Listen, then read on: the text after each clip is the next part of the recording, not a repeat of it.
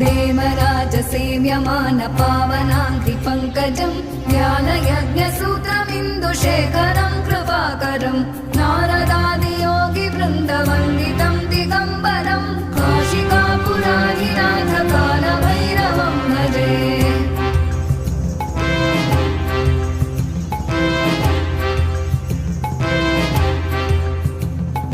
भानुकोटिभास्वरं भवाभितारकं परं नीलकण्ठमीप्सितार्थदायकं त्रिलोचनं कालकालमम्बुजाक्षमक्षशूलमक्षरं काशिकापुराधिनाथ कालभैरवं भजे।